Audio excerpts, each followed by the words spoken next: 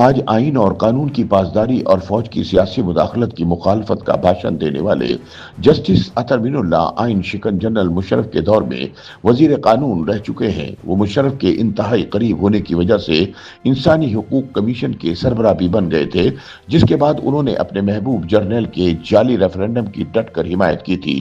موصوف نے بطور وزیر قانون رات 11 بجے پریس کانفرنس کرتے ہوئے فرمایا تھا کہ ریفرنڈم صاف اور شفاف طریقے سے منعقد ہوا اور عوام کی بڑی اکثریت نے جنرل مشرف کے حق میں فیصلہ دیا۔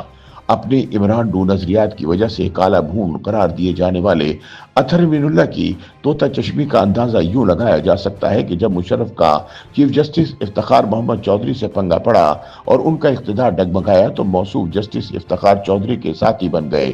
یوں انہیں اسلام آباد ہائی کورٹ کا جج بنا دیا گیا۔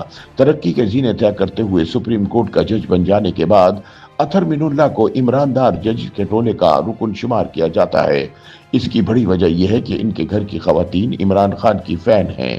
آج کل موصوف جج صاحب مختلف فورم پر تقریر کرتے ہوئے اپنے ساتھی ججوں کو انصاف کا جھنڈا بلند رکھنے اور اصولوں کی خاطر بغاوت کا درس دے رہے ہیں، لیکن خود ایسا نہیں کرنا چاہتے۔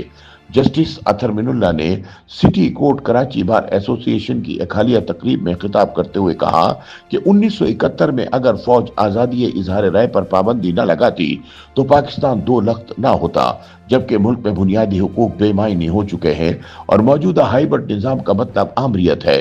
انہوں نے کہا کہ ان حالات میں آگے بڑھنے کے لیے آئین پر عمل کرنا ہوگا۔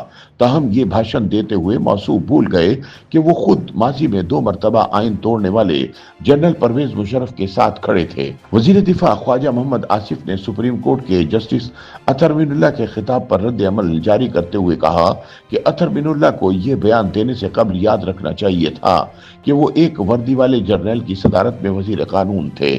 انہوں نے کہا کہ ہم سیاستدان اگر کوئی غلطی کرتے ہیں تو یاد رکھتے ہیں کہ لوگ کل کو ہمیں یہ غلطی یاد دلائیں گے، لیکن فوجی آمروں کا ساتھ دے کر جج کے عہدے پر پہنچنے والے اطہر من اللہ جیسے لوگ خود اپنا ماضی بھول جاتے ہیں۔ یاد رہے کہ جب جنرل مشرف کا اقتدار ختم ہو گیا اور اس پر آئین شکنی کا مقدمہ چلانے کے لیے اسپیشل بینچ بنایا گیا تو اس کے خلاف حکم امتناعی بھی جسٹس اطہر من اللہ نے ہی جاری کیا تھا۔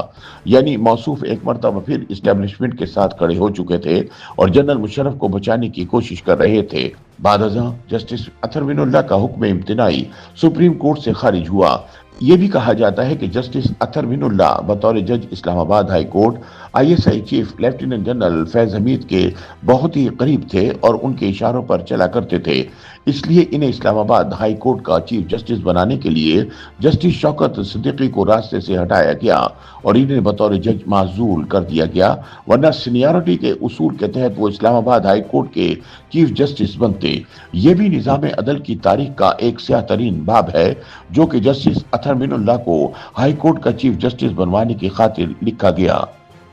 YouTube پر گوگلی نیوز دیکھنے کے لیے youtube.com کی سرچ بار میں googly news T V type کریں۔ گوگلی نیوز کے پیج پر سرخ رنگ کے سبسکرپشن والے بٹن پر کلک کرنا نہ بھولیے۔ YouTube پیج پر اپلوڈ ہونے والی ویڈیوز سے باخبر رہنے کے لیے بیل آئیکن پر کلک کیجیے۔ آپ کو ہر نئی ویڈیو کے بارے میں نوٹیفیکیشن موصول ہو جائے گا۔